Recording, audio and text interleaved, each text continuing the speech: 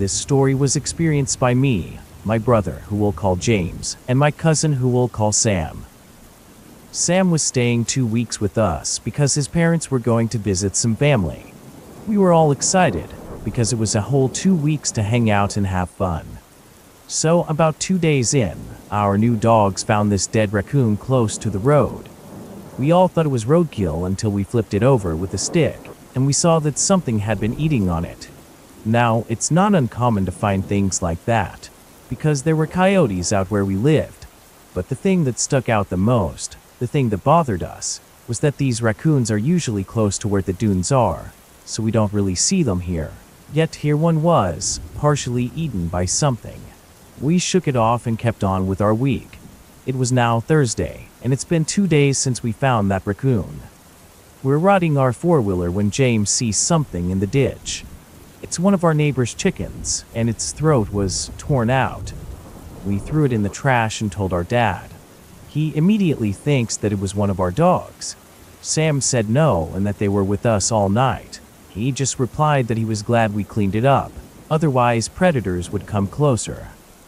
The next day we came back. We found our trash cans toppled over and all over the place. Okay, now I know it wasn't the dogs, because they were with us all night, said my dad when he saw the situation outside. My cousin told us that they have some old hunting cameras we can use and see what's behind these incidents. So we drove over to their house, picked up the cameras, and we go back and set them up. We put the first one on a tree in my grandparents' yard, and the next one on my mom's car. We waited a couple of days, and not a single thing was there. Then our neighbor, who we let in on the situation, said he's finally going to let his ducks back out, since there hasn't been any more incidents. We were finally ready to give up, so we wake up early one morning and take the cameras off, to see one last time if we found anything. And boy did we. It was the most horrifying thing I've ever seen. There, by the camera, was this blur of a hairless creature ripping apart a duck. It was white, and what appeared to be its arms and legs were very, very long.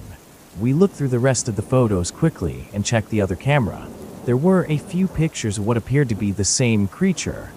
Pale and hairless, it was skulking about the house, probably looking for scraps and other small animals.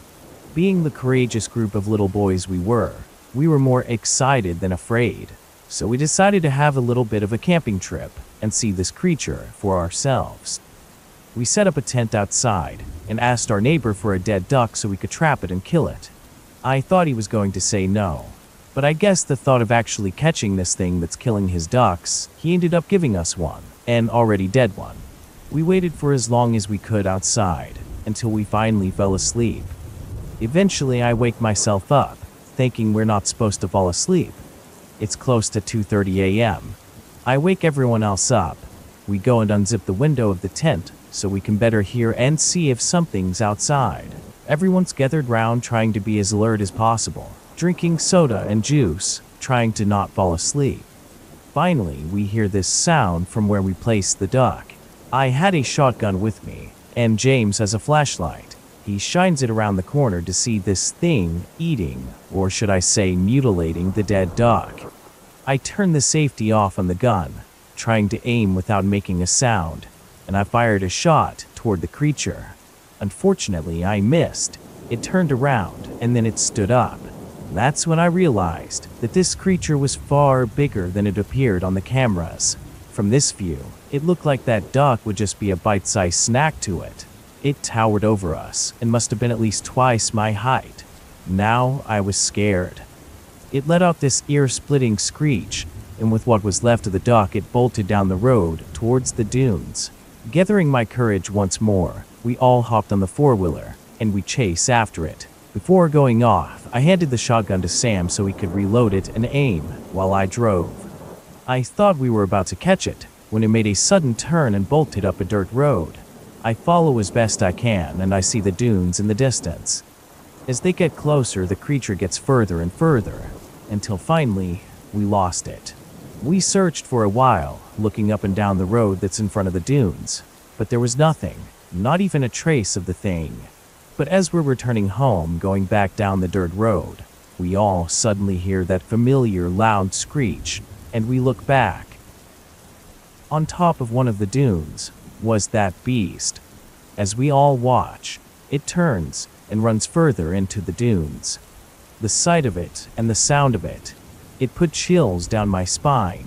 We make it back home unsuccessful on our journey, and to be honest, it took me a long while to go to sleep. We tell them it was just a hairless coyote because they wouldn't have believed us if we told them the truth. And that was the last time we ever saw it. But around the same time every year, a couple of chickens and ducks still go missing, but we know who's behind it. After doing some research online, I think what we saw was a Wendigo, a creature that is ravenous, always hungry, something possessed by a spirit. This summer we're going to try again to find it, hopefully kill it. So whatever you are out there, keep moving, because we will find you. Unless, of course, you find us first. And I'd show you the picture if we had it still, but my dad deleted it, and it wasn't much more than a white blur that looked unnatural. It was really the hunt after that confirmed to me that this was no natural creature.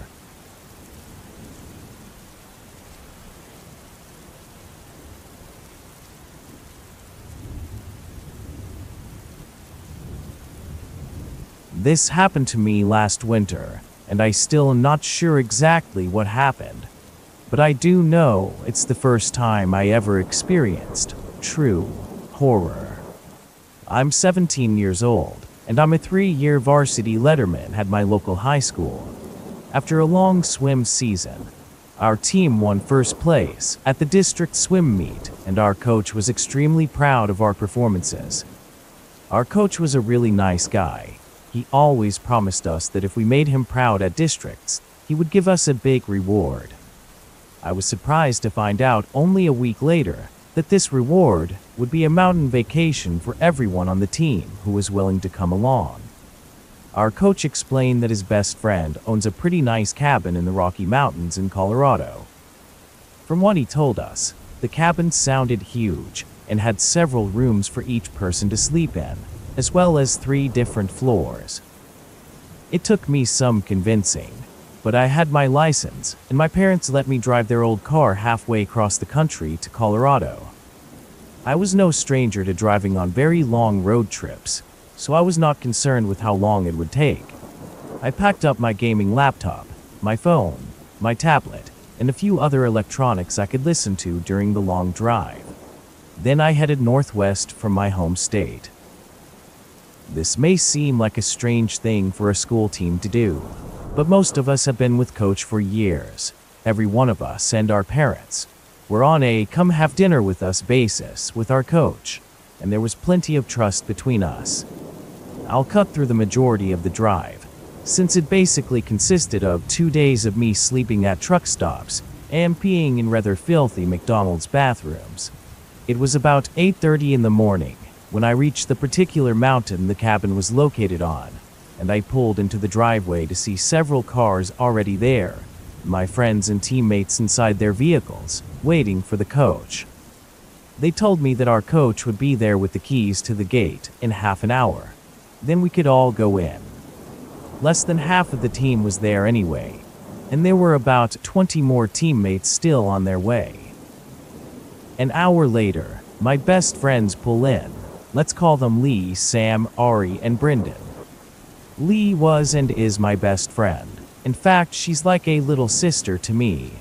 Ari is my ex, and while things were weird between us sometimes, we were still friends. Brendan was pretty much that one friend that everyone gives a really hard time to for no reason. And finally, Sam was the nerd. He's a really cool guy, but he and I spend half the time we hang out with each other talking about Fallout. I'll skip ahead to when my coach and assistant coach finally pulled into the driveway in their car. Only 3 people were absent from the group when our coaches arrived. That group of 3 already called the coach though, telling him they were stuck in a snowstorm a few miles away and would not be able to make it until morning. The snow was beginning to fall here, and pretty heavily at this point, and the moon was only just able to shine through the snowy clouds above us. We hauled our belongings through the knee-deep snow to the front door of the cabin, and I have to say, The place was amazing. It was really 3 stories tall, with a big living room with several couches, a big rug, lamps, tables, and a big flat-screen TV sitting right above the fireplace in the center. You could look straight up to the ceiling of the cabin from the couches, and if you stared for too long, it would probably give you vertigo. There were balconies surrounding the living room on each floor, leading to the bedrooms and bathrooms.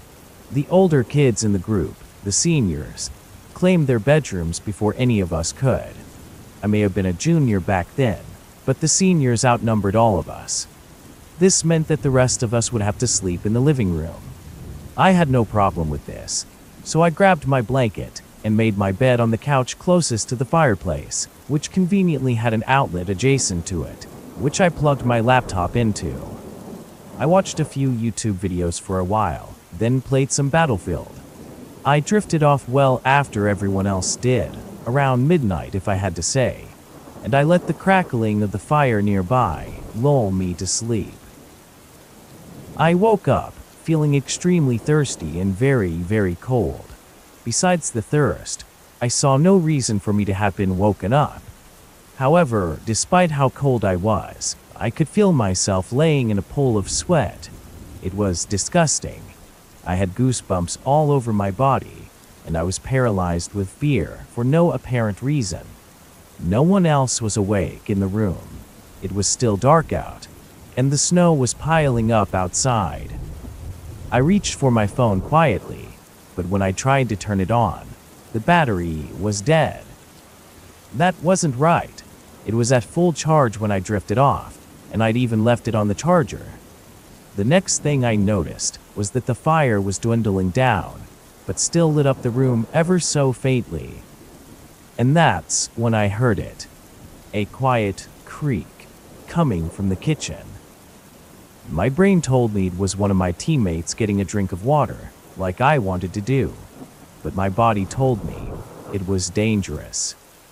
There was a tall silhouette looming across the living room from me. It was thin and white. I mean, white as the snow outside. It had hairs on its forearms and calves, and its face was too obscure to make out any discernible features, other than what appeared to be massive, sharp teeth glinting from its mouth. It stood about 10 feet tall. I mean, anywhere else, this thing would have had to crawl on its hands and knees in order to fit. It walked gracefully across the living room, glancing down at each sleeping teammate as it passed them. As it got closer to me and the fire, I could make out more and more of its face. Its eyes were milky white, like that of some corpse. It had no nose, as if what had been there had frozen or decayed and fallen off a long time ago. I closed my eyes, but just barely peeked through my eyelashes, so I could still see the thing, without it knowing I was awake. Of course, I thought about screaming and waking up everyone, but I couldn't see any scenario where that would end up well for any of us. I watched as it got closer to me. Then it stopped. It looked annoyed. It looked down at the fire and immediately walked away, out of my view. I stayed awake for the longest time after it left, and before I even know it, I fell back to sleep.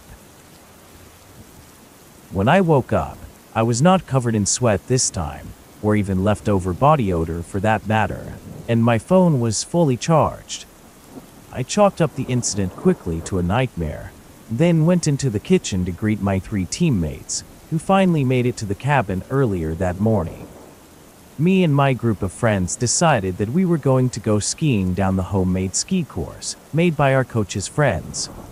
We were dressed head to toe in thick snowsuits.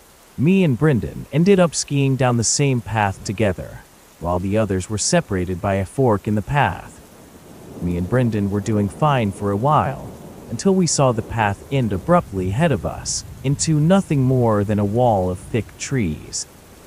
If it weren't for the snow and the thick padding on our snowsuits, we could have gotten hurt, but thankfully, we were okay.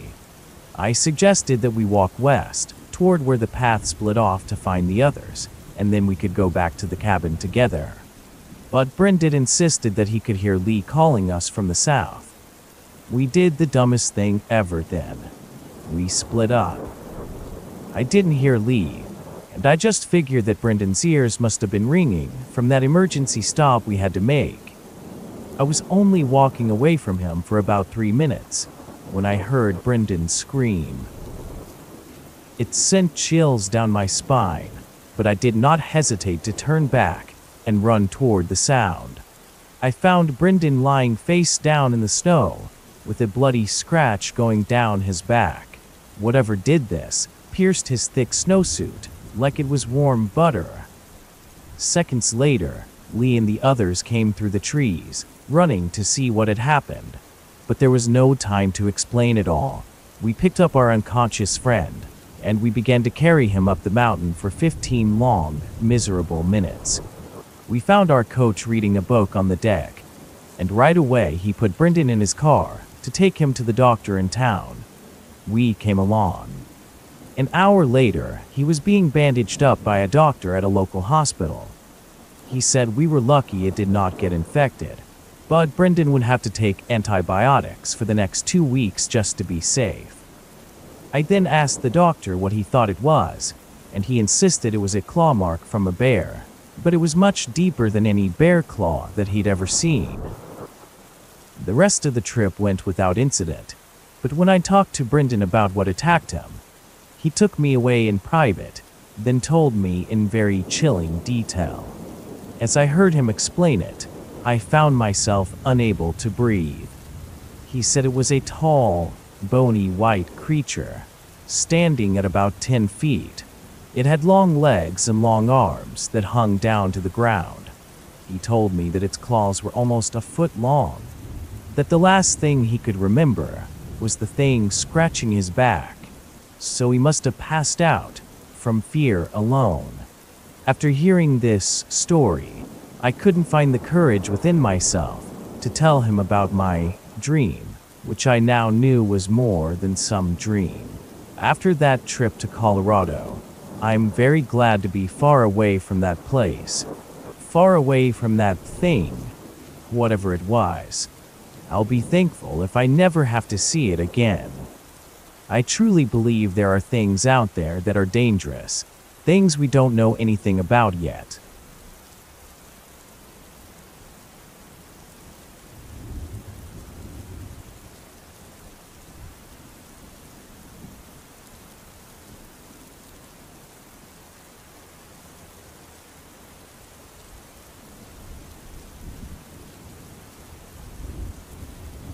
I was 12 years old when this happened, and I still don't fully understand exactly what happened to us. When I was in grade 6, I met a kid named Brody. We were into the same games, and he was already friends with my best friend Mason. So after we talked for a while, we began having lunch together, and the next thing I knew, he was inviting me and some friends over on the weekends to play PS2 and watch movies. We began chilling together all the time, and we were introduced to his friends from town. Let me go back a bit and say that we were from a rural community, outside of a decent-sized town with about 50,000 people, in northeastern Ontario, Canada. We went to public school with around 80 or 90 kids, and the kids from the city went to a Catholic school with more than 150 kids, which blew our young minds at the time. When our group of friends got together, we would often play manhunt in the woods and in the fields near Brody's house. For those who don't know what manhunt is, it's what we call hide-and-seek tag, or army tag. Brody's property was perfect for this, because he had acres of woods in a long hilly field. We would wait until it was pitch black dark, grab some flashlights, and run around outside. We would do this all around the year, even when it was freezing in the Canadian winter. We would just dress up in snow pants instead, with huge jackets, just to hide in the snow. It was a lot of fun, until we began to have these encounters.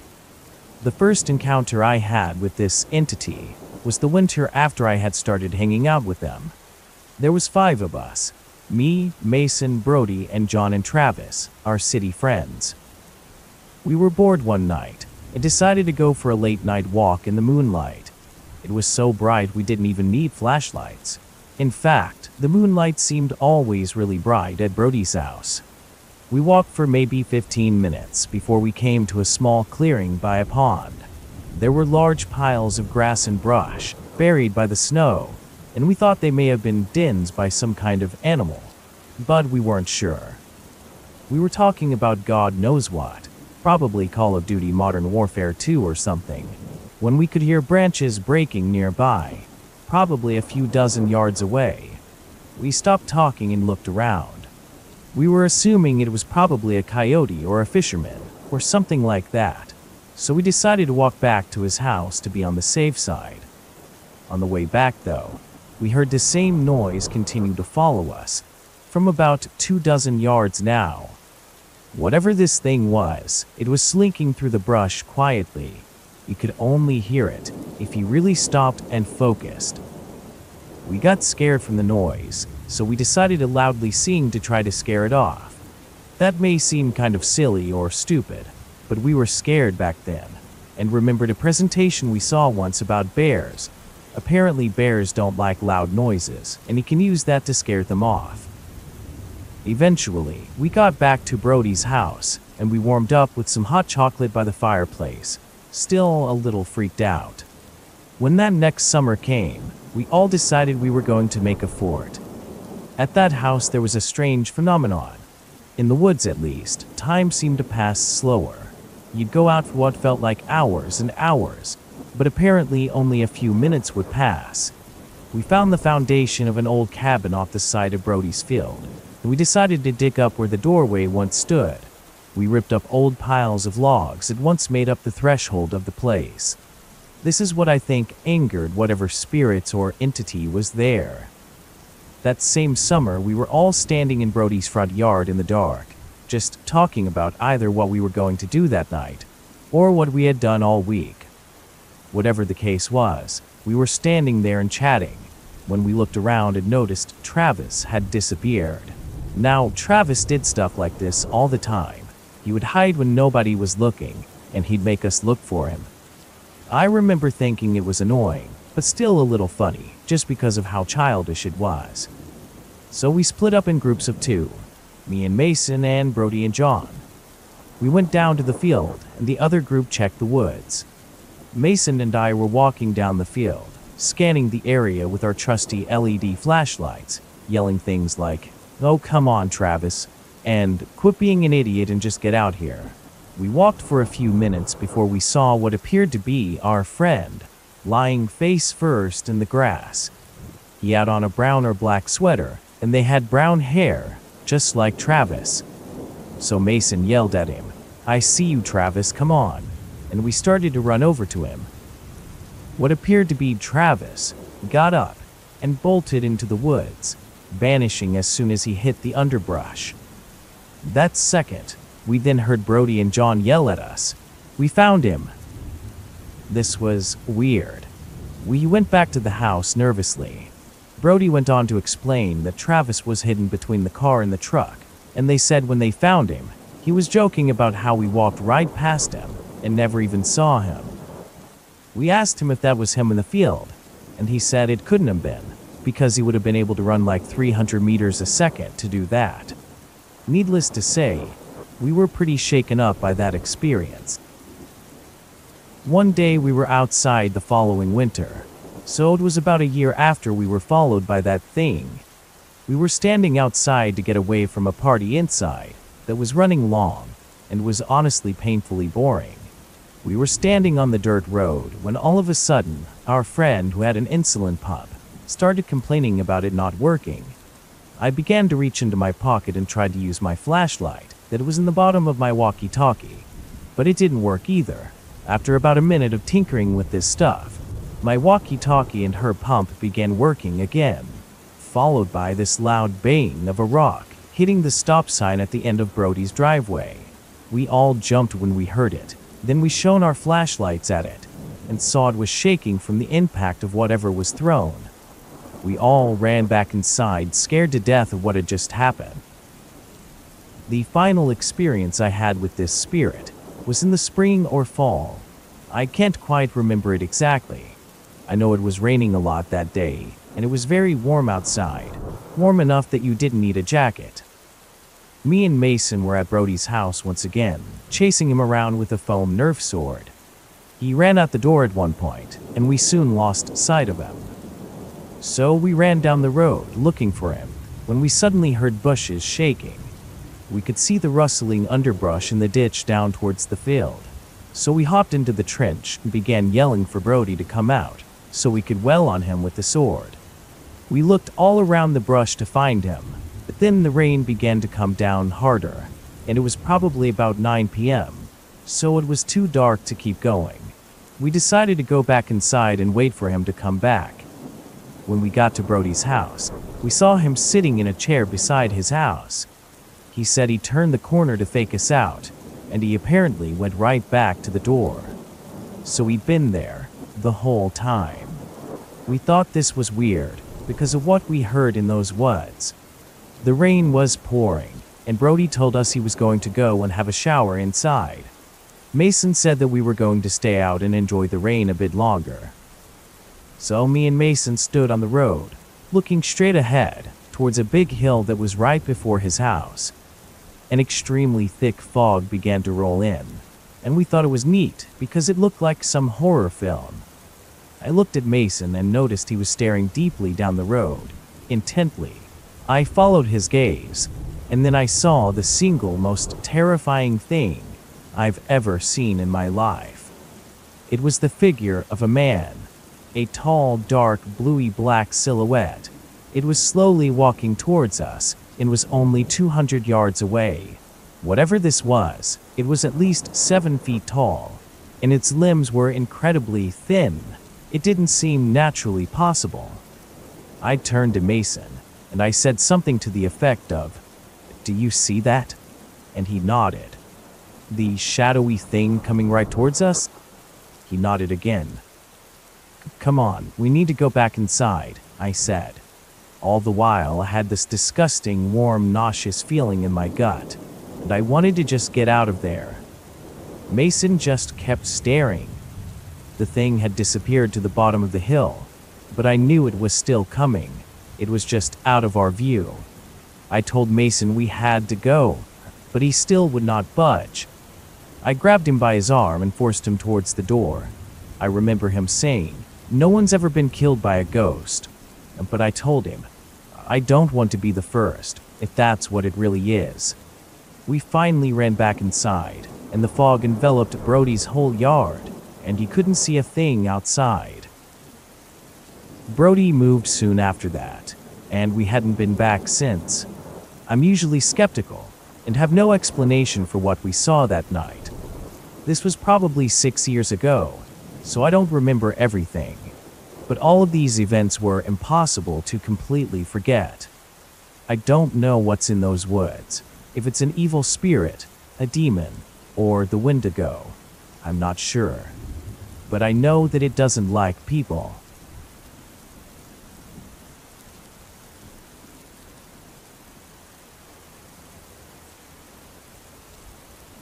This happened to me about a year ago. I was going for a walk, and it was late, and I had nothing else to do. I was about a mile away from my house, and I was walking on a path in a field far from the main road. It must have been 2 in the morning, but that wasn't a problem, as my parents trusted that I would return home responsibly. Anyway, as I was walking past a tree line, I heard something strange. It sounded like static, like from an old radio. That's the only thing I could compare it to. I was rather frightened by this, but I decided to keep walking. When, all of a sudden, I heard a child's voice. "Help!" I stopped short. I looked at the tree line, frozen, and debating what to do. I then stuck one foot out to where the voice came from. Again, I heard the voice repeating what it had just said. "Help me!" This time, however, I felt a bit uneasy. The voice sounded so much similar to the first time I had heard it, as if someone had just repeated a recording. Also, it had a bit of static sound to it, and I can't explain it exactly. I called out hesitantly, "Hello?" But there was no reply. My voice was shaky from fear, because I did not know what to think of this voice. But then, soon after, it finally spoke again, this time in something that resembled my voice. Hello? It sounded like me, but off.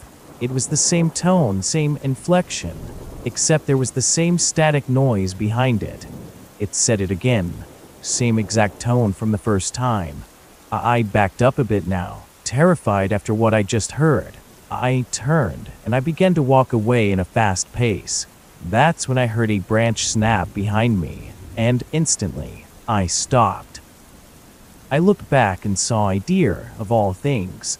It was looking at me from the tree line. I was confused by this. Was it just a deer that I heard? I thought to myself, but I threw this idea away pretty quickly because of how stupid it sounded. There simply wasn't many explanations. But I ignored the deer and I started to walk away again, feeling creeped out, but not as creeped out as before.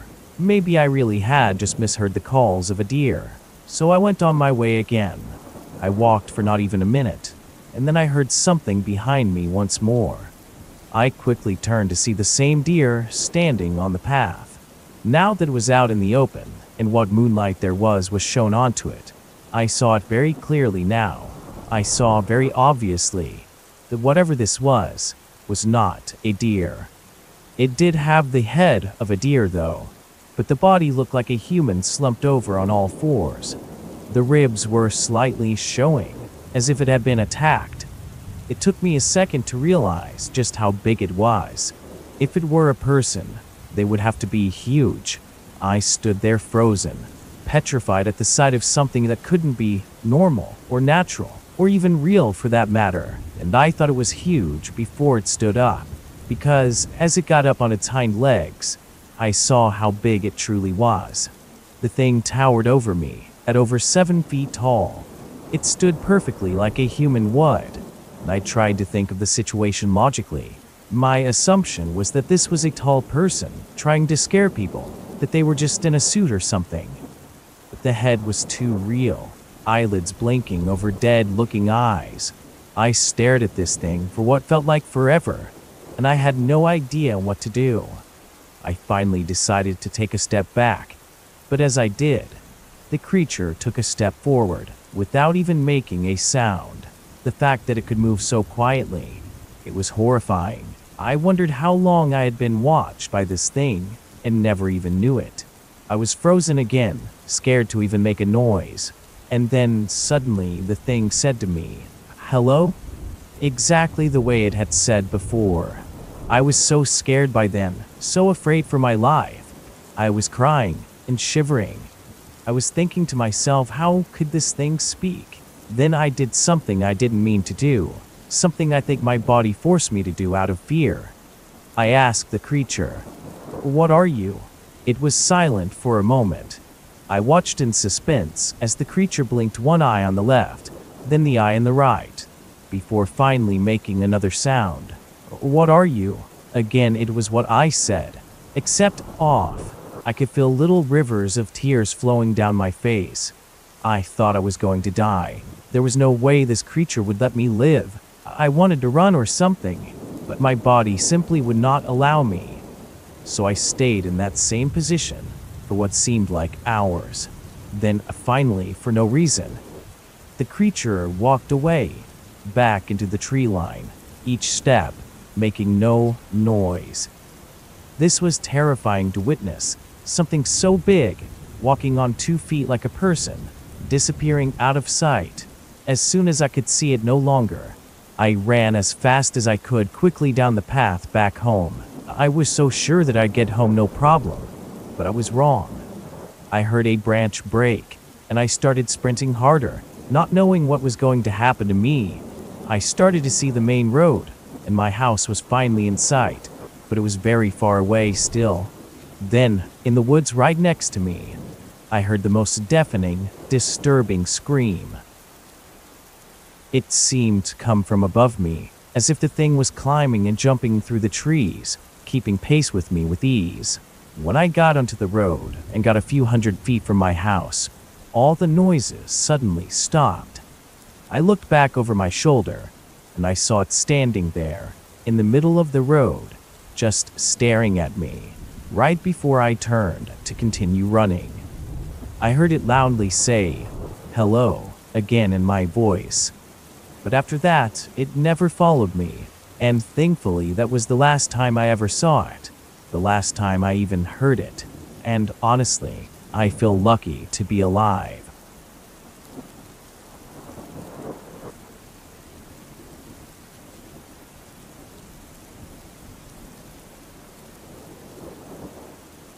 I'm 16 years old and from Colorado. I'm very into things involving the supernatural, so as you can imagine, I'm fairly paranoid about them. Every year, I'd go up into the Colorado Rockies, and I'd cut wood for my grandparents. I practically lived there. I know every part of the 80 acres they had. They have a wood-burning fireplace to keep warm during the winter. It's usually just me and a couple of other family members. This particular year, I ended up coming up twice. The second time I came up, it was late fall, and I was out of school. While my grandparents were enjoying warmth inside, I was in the middle of the woods doing some last-minute woodcutting, in the middle of a white snow. Soon I became tired and decided to stop and rest, while I ate and listened to some music. Then I began to refill the chain oil. I didn't notice it at first, but the woods went quiet.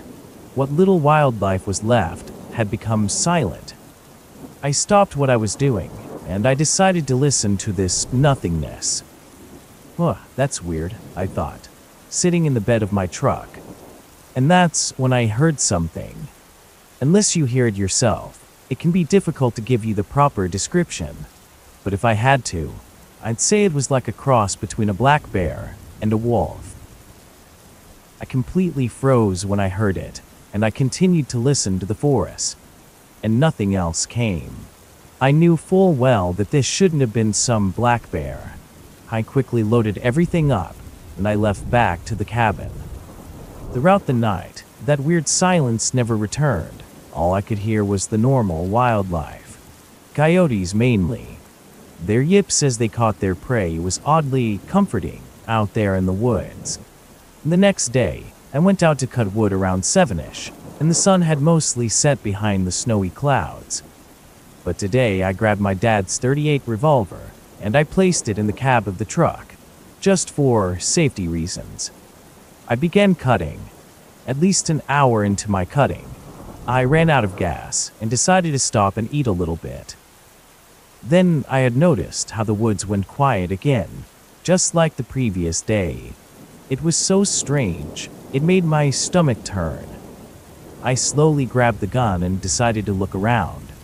I thought the gun would make me feel safer, but I still felt very creeped out. Then, to the left of me, I heard the telltale sound of a twig snapping underfoot, and I quickly turned around. But of course, there was nothing there. I laughed at myself, saying that I shouldn't be so paranoid. Albeit a bit nervously, I continued eating, and I got this feeling again of being watched. For some reason, I decided to look up, and when I saw it, my mouth stayed open. There was something in the tree, a thin and pale thing clinging to the aspen tree before me. It was covered head to toe with pale skin, and before I could decide to take a breath, this thing, with inhuman speed, jumped away from the tree. Wasting no time, I dropped my food and jumped in my truck, the .38 revolver clinging to my chest. I started the vehicle, and I drove down the road. But of course, I saw it again, standing in the middle of the road, right in front of me. In a split second, I was able to take in the remainder of its appearance. Seeing this creature, it made me realize that a person can cry tears of fear. It was around 7.5 to 8 feet tall. It was very, very pale. The thing had red eyes, with small deer-like antlers on its head. And whatever this thing was, its lower jaw protruded out far, much too far to be natural. I was barely able to form thoughts in my head at this moment, but being so scared, I was seconds away from slamming my foot on the gas and aiming for this creature. But before I could, the thing ran. It ran right towards me. So I floored it. Luckily, or unluckily, the creature jumped out of the way, but I just kept going right back to the cabin. I didn't say a word. I simply got out and ran into my room. I locked myself in there, and I didn't come out for hours. As soon as I was able to move, though, curiosity took hold, and I decided to put a little research into what I saw. The thing I found that matches best would be a Native American monster called the Wendigo. I don't want to come back to my grandparents' land, but I know I'll have to, which might also mean that I might have to face the Wendigo again one day. And that, my friends, scares me more than anything. Stay safe, and even more so, stay alert in the woods.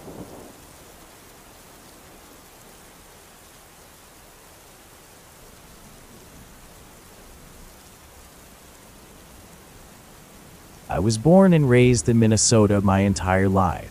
To be more specific, I lived in the Battle Creek area of St. Paul, known for beautiful trails, and some years it's open for special archery hunters depending on the population of game available. Anyways, just as it sounds, Battle Creek is where Native Americans and the settlers fought, so it's pretty much a graveyard. I'm 21 now, and I was 18 when my experience happened. It begins in the middle of the summer after high school graduation. I would also like to add that my experience, I believe, might have something to do with my religious beliefs of Christianity. I believe it may have played a role with what happened to me.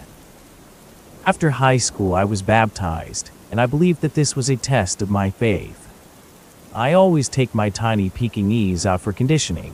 My dog and I have been on these trails for a little over 2 years together, but 10 years for me. We will go on these trails almost every day, sometimes 6 days a week, any time of the day, sunrise or sunset. One day after a long walk, we headed back home.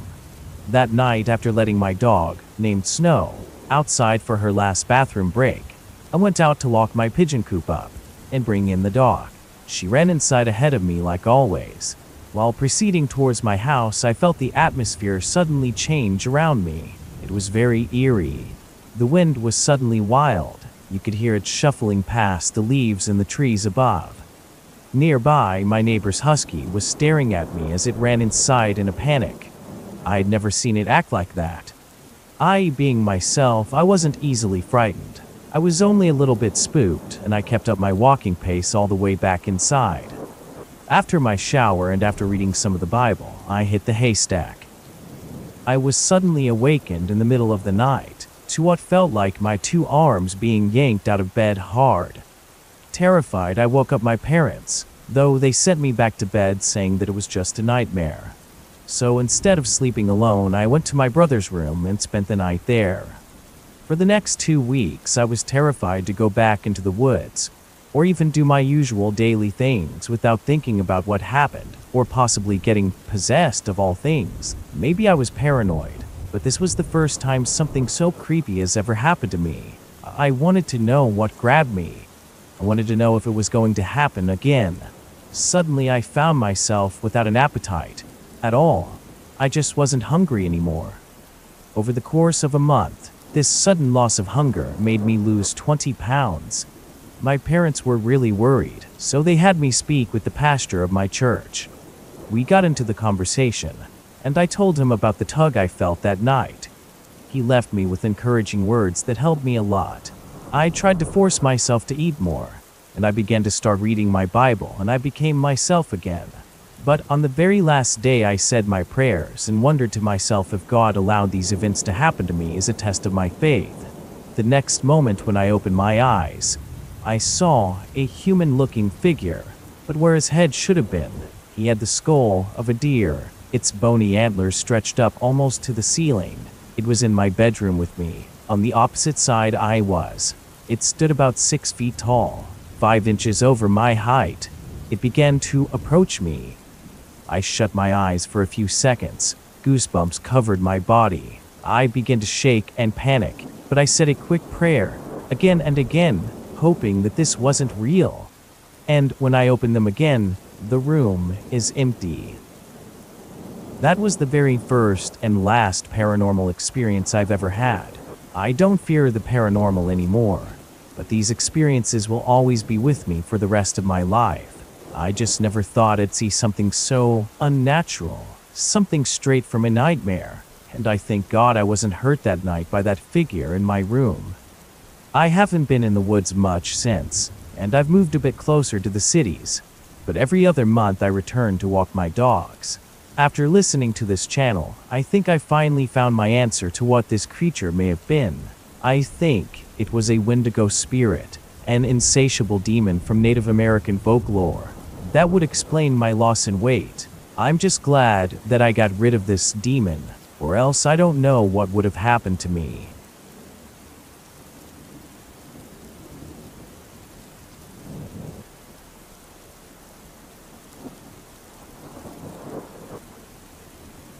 What I'm about to tell you happened only a couple of weeks ago. I was going on a trip to my grandparents' place, which was about an hour-long drive. The road goes through a huge forest, nearly 45 minutes of the drive there. So I was leaving with my parents at around 6 p.m., and it was almost night. Through the whole drive it was going to be night, we assumed. So half an hour went by and it was pitch black outside. The only light there was from the moon and our headlights. Suddenly, as I was watching through the window, and I should mention here that we were going slow enough to avoid any slippery turns. So as I was looking through the window, I soon regretted it. The corner of my eye caught something, and I immediately turned my head to its direction. And what I saw will mark my heart for my whole life. There in the dark woods was a pale white figure, and thanks to the light of the moon, I was able to see this thing's face. And as we passed it, it moved its head towards me. I saw two red eyes. They were like portholes straight to hell. I was in terror. The creature let out this high-pitched, squeaky scream, and I wasn't the only one that heard it. My mom and dad then looked in the direction of the scream to see the creature now standing on its hind legs, and the thing was easily at least 1 foot taller than my dad. I suddenly felt the car yank as my dad shifted it into high gear. The creature screamed again, then ran into the woods on all fours. We were petrified. The rest of the way there, we heard branches breaking. This thing must have been climbing through the trees and easily keeping pace with us. When we got to my grandparents' place, I told them right away what we had seen, and all of us were asking at once, "What is going on?" After we got inside and locked all the doors and windows, we repeated our story, but our grandparents weren't too worried, it seemed. They were more curious than anything. They asked us, "Are you sure of what you saw?" My dad said 100% sure. At the moment I couldn't help but look out the windows. I thought at any moment I could see those red eyes again, so I held tight to my dad's leg. My dad asked my grandparents if they knew what the thing was, and they answered without hesitation. It was a Wendigo. We all stayed in the living room that night, huddled together while my dad and grandpa both held 12-gauge shotguns. I soon fell asleep, but a few hours later, I was awoken by a noise. When I sat up and looked around, I saw that everyone was awake too, and everyone was looking at the door. I turned to the front door to see that the doorknob was shaking. Something on the other side was trying to open the door. After about an hour of the door shaking, it stopped. Needless to say, none of us went back to sleep after that.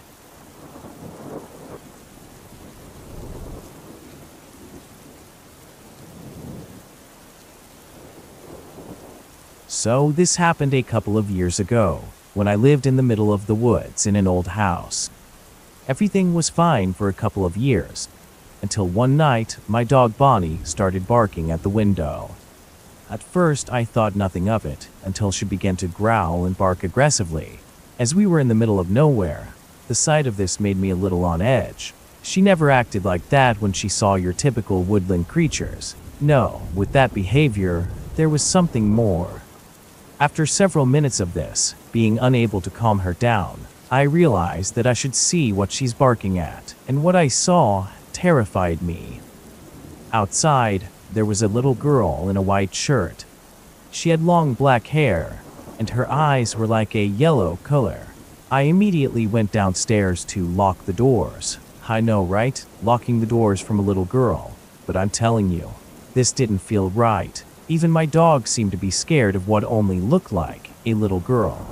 When I was downstairs, when I went to lock the back door, I saw the little girl standing at the window just beyond the door. When I saw her, I jumped, but then I put on a fake smile, hoping that this was just some lost child.